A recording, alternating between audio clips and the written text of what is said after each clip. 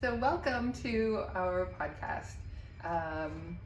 We're exploring traditional ways of healing and how those relate to and can mesh with and be an alternative to modern medicinal practices. And I think there's a lot of people that are looking into these ways of healing because biomedicine hasn't worked for them. And my name's Donna Cleary. I'm a clinical herbalist. I was a registered nurse for 13 years at Harvard's teaching hospital. I trained for 3 years as an herbalist and have had my own shop for 8 years. But today we're going to be talking to Carina Schmid, and she is a Usui Reiki master, a hypnotherapist, and a resonant healer. And we have some questions for her today so that you can understand what's involved in this kind of healing practice, which is located at 810 Washington Avenue inside Spiral Herbal Remedies. And I will tell you that I always ask when people are leaving after they've had a session with Carina, and the response has been, I love her. And that she's making a huge difference in their health. So let's go into it a little bit. So how did you get into this work? Well, I would say the healing aspect and the support of people has always been a calling. Like I started as a nurse and I worked about 10 years as a nurse in Germany. Okay. And as much as I love the profession and being with patients and their loved ones, I also noticed that there was something in my backpack that really came out in that hierarchical environment, and where I developed social anxieties. I blushed wherever I went, and I just, amongst other factors, came to the conclusion after 10 years I need a change. I went into health communication. I did my master in public health here at Columbia University,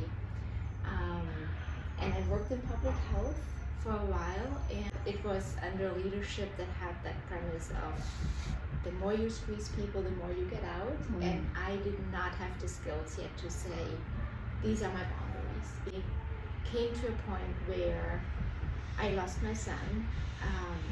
We were 5 months pregnant, and that to me was just a wake-up call, because I realized I needed to go to online forums to see how others grieve in order to tap into my own grief. Like there was such a disconnect between what I feel and what's really going on. Like I just couldn't tap into it. And I started with traditional therapy, and I'm really grateful for it. But I got to a point where I knew everything that's in my backpack, but then I didn't really know how to feel differently. Like I knew that my confidence and my self-esteem was an issue, but I didn't know how to change it necessarily, right? And so I started my own healing journey, more in the complementary and alternative side of things. I met resonant healing through Sarah Payton. I met hypnotherapy and did the advanced training and certificate there, and then found Reiki and energy healing. And that to me was like, I mean, maybe I can just share, there was one moment I was sitting at my desk, I was reading a hard-to-read email, and I felt this weird sensation in my belly. It felt like funny and like oddly warm. And I was like, wait, that's how it feels when you don't judge yourself immediately, but when you feel self-love. And it was like, oh wow, that's how I can feel. And so just since then, I felt more connected with myself, less anxious. I'm able to feel my boundaries, to express my boundaries, and so it has been so transformative for me that I would just, that's my calling now. Like I want to give that back. And you credit your Reiki practice for that ability to sense. I think it's a mix. Like I think Reiki became my own daily self-care practice. I tried before a couple things with exercise, with meditation, and it just never really like clicked that for me. But with Reiki I can do it. Like every day I can give myself Reiki, and I do exchanges with other Reiki practitioners, and that to me made a big difference. But not to dismiss, much traditional therapy or the hypnotherapy part, but Yeah. Yeah. Very cool. Mm-hmm. So let's talk about why somebody, walking by the shop, or somebody that sees you on social media, why somebody would come in and seek help from you. Yeah, it's a real variety why people come. So sometimes it's just really physical, like someone may come and say, Carina, I have this pain in my leg or in my shoulders, and no one really knows why or what's going on. Can we explore it? Or it might be you go through cancer treatment or through some other injury and you just want this extra support. Yeah. It could be mental, where you are telling me, I wake up every day at 2 a.m. and I can't sleep and I'm so exhausted. Or I have these anxieties that really keep me from something. It could be self-care, where you say, hey, I have this stressful life. I want a point where I can go to and just recharge. And then of course, what I said earlier, the backpack. If we notice something makes it harder for us to be in this world or in relationships, then that might be a good point to explore a little more. Interesting. Yeah, some people will call that baggage, right? I like that, it's about unpacking that, but doing it in a way. Well, we can talk about how you do that. Yeah, sure. So, do you have some examples of how your work has impacted other people that have come to you? Yeah, so let me think. One client came with the wish to reduce substance usage, to get more productive, more into a regular routine. And so we started there, and then very quickly it became clear what's under the urge to use the substance to begin with. And so we found there was a lot of grief around a relationship that just broke up.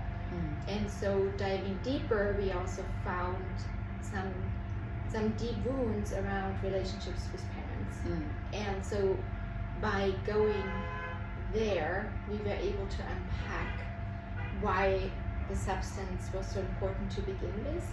And something that really was beautiful there was that in the healing process or the healing section of the hypnotherapy session in the beginning, when we gave love to this inner self of the client, there was a lot of no from the client. There was no, I feel gross, don't come to me with that love, I can't have it.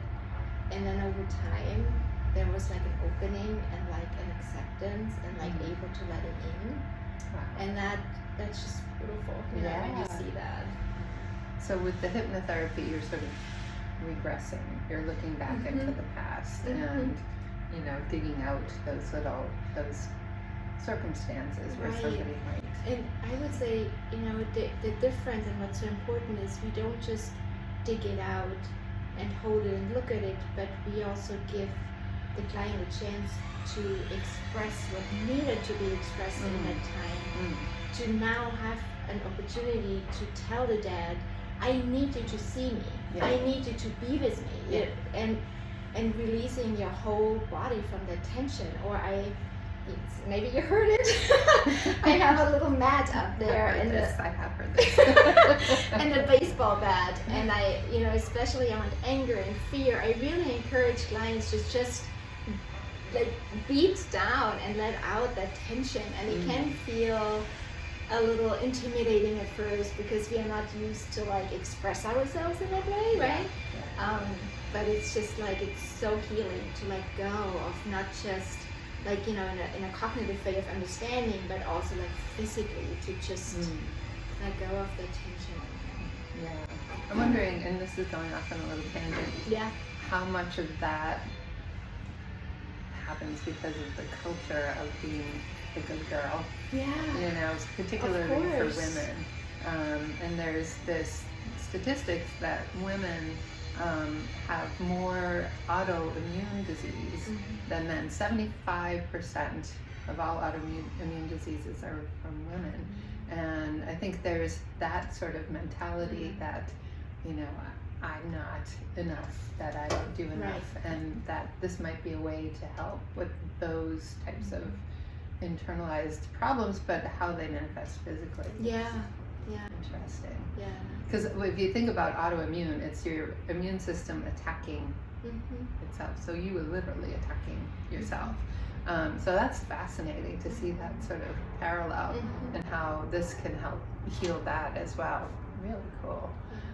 So can you tell in one sentence what Reiki, hypnotherapy, and what resonant healing are? Sure. So Reiki is a very safe, let me just say all three are very safe, complementary, and alternative healing methods.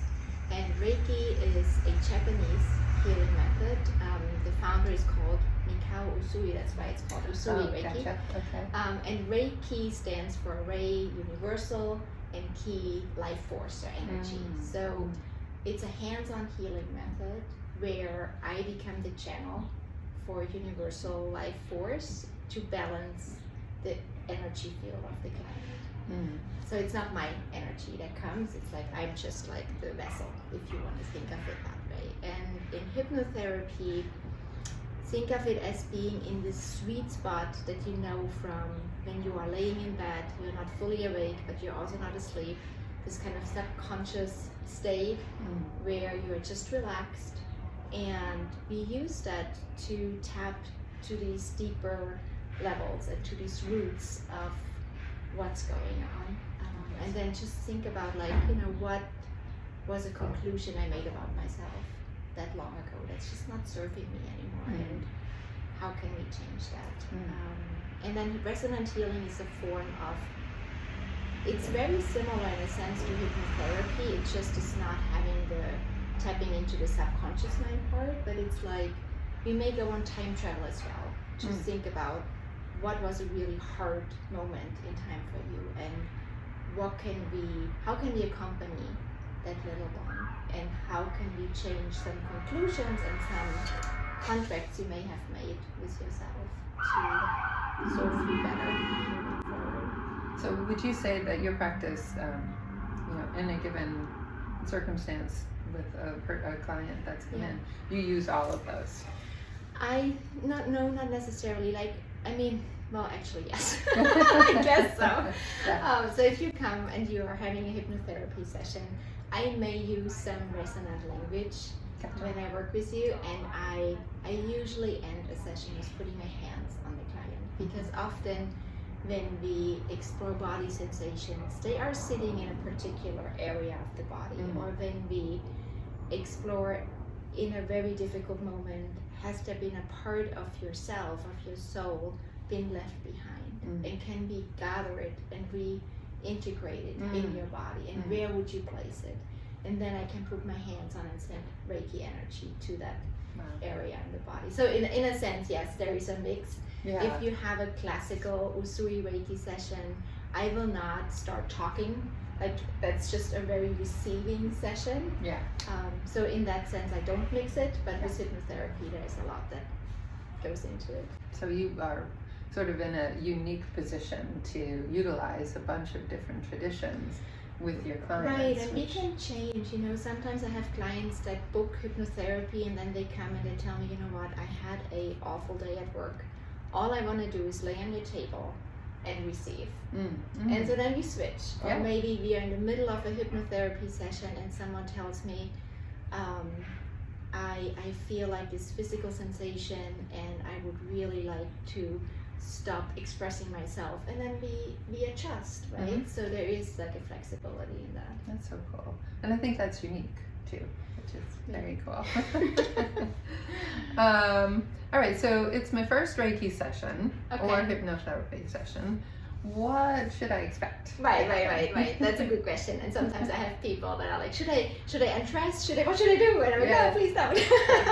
So you come in, and what happens behind the scenes before I do any session is I clean the room.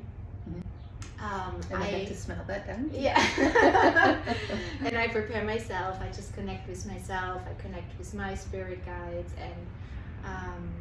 and then when someone comes in and you have Reiki, you lay on the table, make yourself comfy, and I start checking your energy field. I can pick up maybe something already. I may ask you questions about, did you hurt your knee in the past, or is something going on with the digestion, or whatever I pick up. just to have it on the radar, and then I open, it's called an opening spiral, where I just open the energy field, really allowing to absorb the energy, and then I put my hands on the body depending on where it's needed, and often clients fall asleep, which is beautiful. They still receive, they're just really relaxed, and then we close with a closing spiral and a feedback session, like, you know, just what came up for me, what came up for the client. Before we go into any session, by the way, I always ask the client, what is the gift you want to give yourself? Because there is an active part that I see in the client side of what is it you would like to receive. I really don't see myself as like this healer. I'm more seeing myself as like a facilitator for the client to heal themselves. And then with hypnotherapy, I often ask to go on the ground, to go on a yoga mat, because it's a little safer when we then go and release energy. I don't want you on a table, and but it's comfy too. And we start with just relaxation techniques and providing you some resource states that you can always go back to, also between sessions, and then we start exploring with time travels, with conclusions, and then hands-on. And that's so there's not much to prepare for. Like, I would just say come in comfy clothes.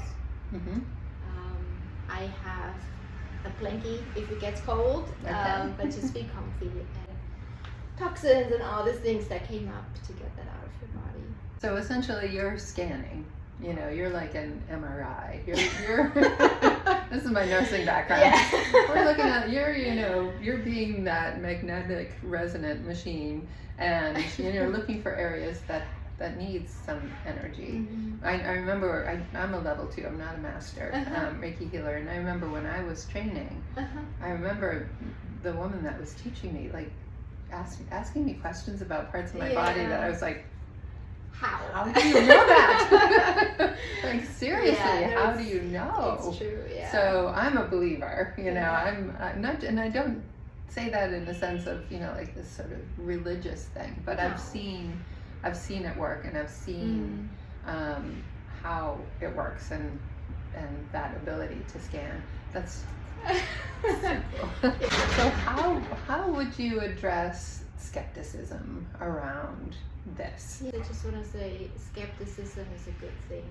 I think we all need to be more skeptical and really consider who do we trust and why. And so I welcome questions, and I would also say, if you have a specific reason why you come to someone, ask questions about what evidence do you have, and ask for that research. That's the first thing. Yeah, let's talk about the research. Sure. So there is a center, it's called the Reiki Center for Research. There is research out there on Reiki, especially how it feeds into the overall well-being, into pain reduction, into reduction of anxiety. Often these studies are smaller scale, and for hypnotherapy it's a little more researched. I just saw a meta-analysis last year, 24, that looked at 20 years of research. And so what they looked at is, like, they collected, I think, close to 50 meta-analysis of randomized control trials of how hypnotherapy made a difference across different issues, like from supporting medical procedures and treatment, pain management, substance abuse. And there was really seen that there is a large effect or medium effect of most of these studies that show the impact of hypnotherapy in a positive way. Thinking about this idea that, modern research is affirming a lot of these traditional practices, I think what's interesting in listening to various people in the medical profession who are particularly in functional medicine, talking about things that I talk about with people in my shop all the time, to pharmacists, to researchers to people who actually are in these institutions doing the research. And I worked for 10 years in clinical research at Beth Israel, and the limits that there are on what research is done and what gets funded. And the fascinating part to me is that the research takes place in these institutions and they're funded by pharmaceutical companies. So if you think about the conflict of interest there of a pharmaceutical company funding research for something that they can't then make money on. Right. And this is not necessarily an ethical thing, but it's a financial thing. Like pharmaceutical companies are supposed to make money, and they're not going to spend millions of dollars, which is what they spend on pharmaceutical research, on something that they can't then make a profit on, right? Yeah, you can't package Reiki in a pill. Right. And I say that about about plant medicine too. You can't. They're not going to fund something that you can grow in your backyard or you can forage in the woods, and that's the conflict of interest when it comes to being so caught up in having the research behind this. And sometimes a small amount of research is enough, and then you get, like you said, your own personal experience. So I've seen, and I know you have an appointment to work with somebody remotely. Tell us about how you would do that, and how that differs, or if it differs from coming in and visiting you in person. Sure. So if I work remotely, I've done all 3 modalities: remote, Reiki, hypnotherapy, and resonant healing. It's all possible. With Reiki, it's a distance healing session where we are not even on Zoom, where I do the healing part and then we exchange the experience later on. But it's possible, for sure. Yeah, cool. Let's talk about the certification and the training that goes into it. That's a really important point. And again, when you start working with a practitioner, I would always recommend just ask, like, what is your certificate? How long are you practicing Reiki? With whom? Are you in a community where you do Reiki exchanges? Are you doing Reiki under supervision? Or hypnotherapy in that regards? And I got incredibly lucky. I certified here in New York as the New York City Reiki Institute, which is run by Nana de la Guanc, and she's just a wonderful teacher, and she facilitates a couple times a month her sessions for the community, where all of us practitioners come together and we exchange Reiki, and she gives you just feedback, and it's helpful because I really consider myself as an ongoing learner. And I need that in my life. And the same is true for hypnotherapy. I have my mentor that I can always call up and say, hey, I have this client. Can I tell you what I'm doing? And you give me feedback. What else can we do? And that's important, right? And so just ask these questions of like, what certificate do you have? But also, how do you keep up? Like, what's your ongoing learning and training? Exactly, that's really important. To draw parallels between the medical community and what you're doing. When I worked as a nurse, we had to take classes. It was part of our certification to have continuing education. And it's because we can become complacent, or we can miss something new that's out there. New insights and new ways of seeing things. So I love that you do that. So on that note, you were talking about how you get something back in these exchanges. 100%. That brings up a memory of a client. We were done with our session, and she asks me, Carina, do you feel powerful because you have these skills? And I'm like, that's such an interesting question. And I was reflecting on it, and I don't feel powerful, but what happens is when I leave the office and I go out to the Brooklyn sidewalk, and this sounds cheesy, but I can't describe it differently. It feels like I have been dipped in love juice. If that makes any sense. It's just like I feel so loved, and I feel like whoever comes my way, I feel love towards them. And then it becomes this beautiful vibration you are in, which is you are just receiving smiles and you give smiles, and it's a nice world to live in. Exactly. Yeah. Well, thank you. That was very enlightening. We appreciate you being here today. You're the first in this series of this podcast, and thank you for having me. Carina, would you tell us your Instagram so people can follow you if they want? Yeah, sure. So you can find me on Instagram or online, and I'm sorry, I have to apologize. It's a German name. It means grasshopper in German, Grashüpfer, and that's how you can find me. Maybe we can tag it in the post so it's easier to find. We can do that. Yeah. And then again, she's located at 810 Washington Avenue in Brooklyn, within the shop of Spiral Herbal Remedies. She's got an online site where you can sign up. You also offer a 10-minute introduction. Yeah, right. If you just have a question, and you just want to know who I am and if we would be a good match, there is always a chance to have a free exploration call. All right. Yeah. All right. Again, people rave about it. Come see for yourself. Oh, thank you, Donna. All right. Thank you. Thank you. This is awesome.